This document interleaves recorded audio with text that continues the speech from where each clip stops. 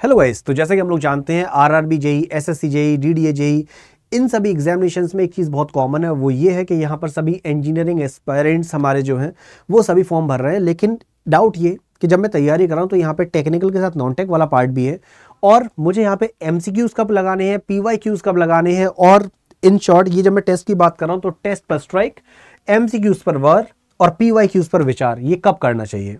तो इन सब चीज़ों पे आज हम लोग चर्चा करेंगे। मैं आपको ज़रा प्रीवियस ईयर क्वेश्चन से भी सजेस्ट करूंगा कि आप लोग किस तरीके से तैयारी कर सकते हैं। तो गाइस, सबसे पहले तो ये है कि हमें ना आइडिया रहना चाहिए कि हमारे एग्जामिनेशन में जो क्वेश्चंस का लेवल है वो किस लेवल पे आता है ना। तो सबसे पहले आप जब भी किसी भी एग्जाम की तैयारी करेंगे तो सबसे पहले मुझे आइडिया हो कि एग्जैक्टली उसका सिलेबस क्या है। सिलेबस और एग्जामिनेशन पैटर्न चेक करते ही आपको बस ये पता करना है कि what is the level of paper. तो हम लोग जो सोचते हैं ना प्रीवियस ईयर के पेपर्स लास्ट में लगाएंगे, लेकिन नहीं गाइस, सबसे पहली स्टेप आपकी होनी चाहिए प्रीवियस ईयर क्वेश्चंस को सबसे पहले आपको लगाना है, जिससे आपको आइडिया लग जाएगा what is the level of paper. क्योंकि जब पेपर का लेवल पता लगता है ना, तभी आप अच्छे से तैयारी कर सकते हैं। मैं इसका उदाहरण भी दे देता हूँ कि यदि मैं आप लोगों को पेपर दिखाऊं, ये क्वेश्चन आपका आरआरबी 2024 में पूछा है, यानी कि लेटेस्ट आरआरबी में ये क्वेश्चन था, what are the number of chromosomes in a human male germ cell. यानी अगर हम लोग नर युग्मक की बात करें तो यहां पर हमसे पूछा था कि वो गुणसूत्रों का नंबर कितना है, 46 पेयर्स, 23 पेयर्स, 23 क्रोमोसोम या 46 क्रोमोसोम। अब ऐसे क्वेश्चंस के लिए जब मैं तैयारी कर रहा हूं और एनिमेशन अगर मेरे पास प्रेजेंट है तो मेरा काम थोड़ा आसान हो जाता है ना। तो मेल से जो मिलता है स्पर्म सेल, फीमेल से मिल रहा है जो एग सेल। तो इसमें अगर हम लोग बात करें तो देखो, मेल से जो स्पर्म सेल मिलेगा और फीमेल से जो एग सेल मिलेंगे, तो इसमें अगर जो काउंट है अगर वो सेम रहेगा तो 46 और 46 कितना हो जाएगा सर, यहां से वो डबल आपके क्रोमोसोम्स हो जाएंगे, राइट, यानी कि 92। लेकिन हमें जब हम बात करते हैं रिप्रोडक्शन की, तो वो जो चाइल्ड होगा, चाइल्ड में सर ऑब्वियसली बात है 46 रहेंगे, तो 23 पापा से 23 मदर से मिलने वाले हैं क्रोमोसोम्स। तो अभी मैं इस एक्सप्लेनेशन को तो नहीं आपको डिटेल में ले जाने वाला हूं, लेकिन आपको ये बताना चाहता हूं कि एग्जामिनेशन में पेपर आता है ना, तो हमको बस ये आइडिया रहे कि एग्जैक्टली वो लेवल एग्जैक्टली है क्या, राइट। जैसे अगला क्वेश्चन है, which of the following is true about asexual reproduction. तो रिप्रोडक्शन से काफी क्वेश्चन हमको देखने को मिलते हैं। तो ये आपका जो लेवल है आरआरबी जेई का है। इससे क्या होगा, जब मैं तैयारी करूंगा तो मुझे इतना तो क्लियर हो गया सर, मुझे नीट के लेवल पे तैयारी नहीं करनी कि पता लगा बायोलॉजी में बहुत डेप्थ में जा रहा हूँ, नहीं, बेसिक बेसिक से क्वेश्चन हैं। लेकिन एसएससी जेई के जब हम लोग पेपर पे जाते हैं तो एसएससी जेई का आपके सामने क्वेश्चन प्रेजेंट है, which phylum includes organism with radial symmetry, जैसे कि सी एनिमोन्स या फिर जेलीफिश। अब ये जो क्वेश्चन है एसएससी जेई का है। अब पता है, अगर यही क्वेश्चन मैं आरआरबी जेई में देखता तो आरआरबी में किस लेवल पे क्वेश्चन पूछता, आरआरबी में सीधे सीधे मुझसे कह देता कि गुरुजी ये बताओ कि जो जेलीफिश होती है ना, ये कौन से फाइलम को बिलोंग करती है। ये सिंपल सा क्वेश्चन आपका हो जाता। लेकिन यहां पर हमें डाउट कहां से क्लियर करते, which phylum includes the organism जिसकी रेडियल सिमेट्री हो। यानी कि जब हम लोग एसएससी जेई में क्वेश्चन पूछने का तरीका देखते हैं ना, तो क्वेश्चन है सिंपल, बट उसको घुमा फिरा के आप लोगों से जब पूछा जाता है तो इस तरीके से क्वेश्चन टफ करने की कोशिश की जाती है। यानी इन शॉर्ट, अगर मेरे बेसिक्स क्लियर है तो इट विल बी ओके। लेकिन जब मैं तैयारी कर रहा हूं तो मुझे कैसे पता लगे सर हिस्ट्री में कितना डेप्थ में जाना है, साइंस वाले पार्ट पे अगर फिजिक्स पढ़ रहा हूं तो क्या मुझे आईआईटी जेईई के लेवल पे जाना है, नहीं।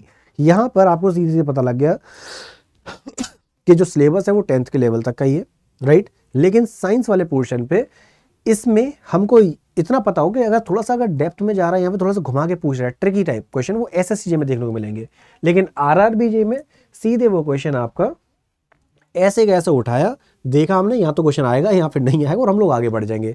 विच मीन्स कि आप कभी भी किसी भी एग्जाम की तैयारी करें तो सबसे पहले सिलेबस पैटर्न तो देख लो, उसके बाद पीवाईक्यू से स्टार्टिंग करो। प्रीवियस ईयर के क्वेश्चंस का इसका मतलब क्या हुआ कि सबसे पहले स्टेप हमारी प्रीवियस ईयर के क्वेश्चंस हो गए। अब प्रीवियस ईयर क्वेश्चन से आइडिया लग गया। अब मैं क्या कर सकता हूं कि हर एक टॉपिक को मैं अब स्टेप बाय स्टेप पढ़ना स्टार्ट करूंगा, यानी कि टॉपिक वाइज चलूंगा।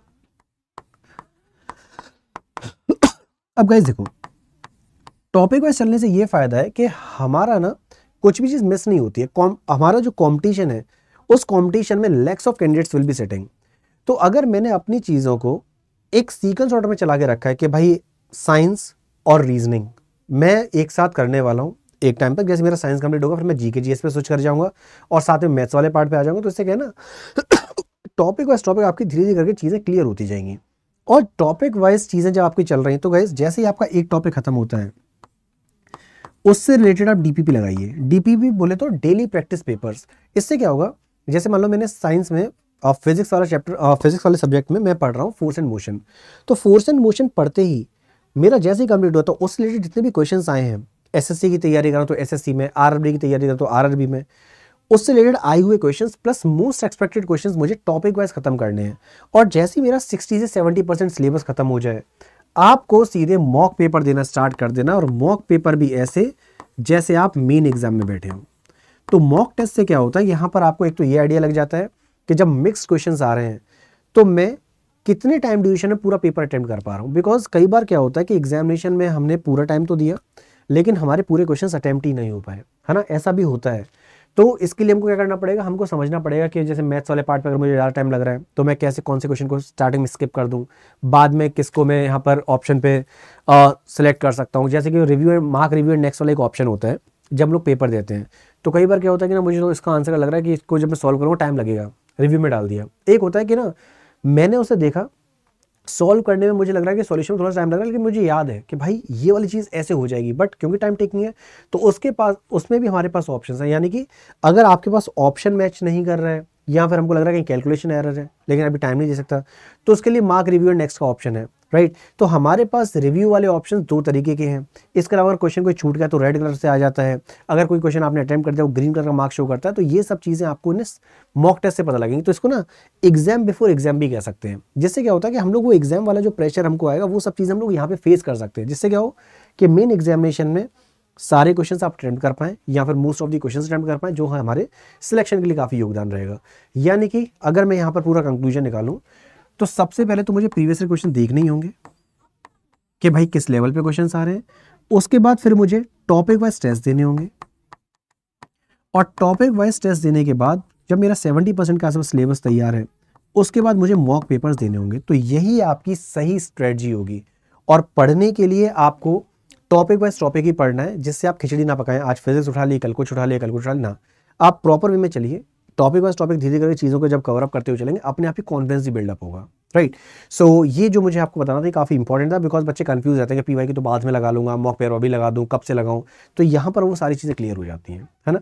और फिर भी आप चाहते हैं सर मुझे प्रैक्टिस के लिए मेरे पास कुछ ऑप्शन है क्या, तो बिल्कुल है। यूट्यूब पे अभी आपकी totally free of cost classes चल रही हैं जहाँ पे साइंस में आपको 10 बजे पढ़ा रहा हूँ। तो आप मॉर्निंग में 10 बजे मुझसे जुड़ सकते हैं।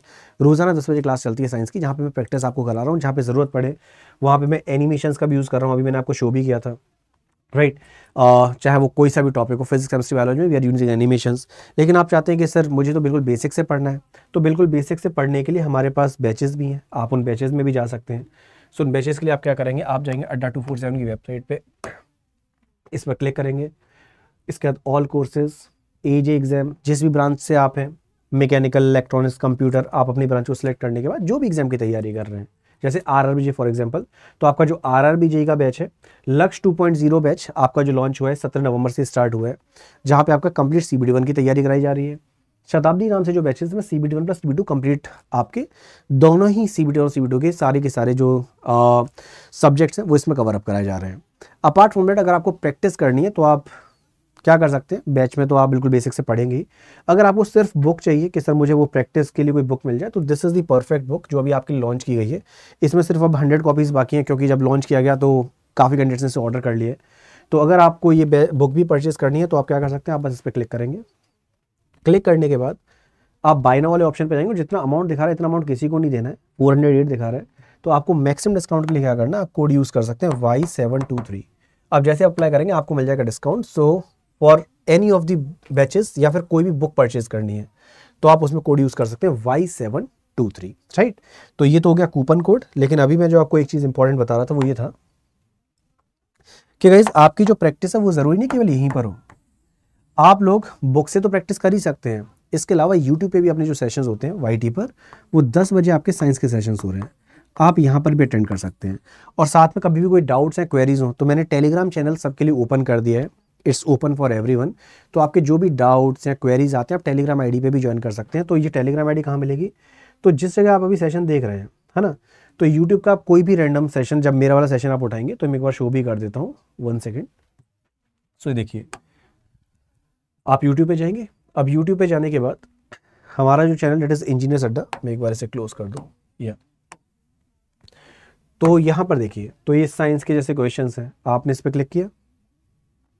आप बस मोर वाले पार्ट पे जब जाओगे ना तो डिस्क्रिप्शन में आपको यहाँ पे टेलीग्राम आईडी मिल जाएगी, देख रहे हो, टू ज्वाइन दीपन सर टेलीग्राम, आप यहाँ पर ज्वाइन कर सकते हैं, और ज्वाइन करने के बाद आपको कोई भी क्लास की PDF चाहिए, कोई हेल्प चाहिए, आप यहाँ से अपनी डाउट्स एंड क्वेरीज भी मुझसे रिजॉल्व करा सकते हैं। तो कभी भी कोई भी चीज़, कैसी भी हेल्प चाहिए, you can just let me know. तब तक सब लोग अच्छे से ख्याल रखो, और हाँ, examination guys all the very best. कुछ ही पॉइंट अगर मेरे एंड से स्किप हो गए या फिर आपको कुछ पूछना था, कोई भी क्वेरी, तो कमेंट सेक्शन में आप पूछ सकते हैं, साथ में आप टेलीग्राम ID के भी थ्रू भी पूछ सकते हैं।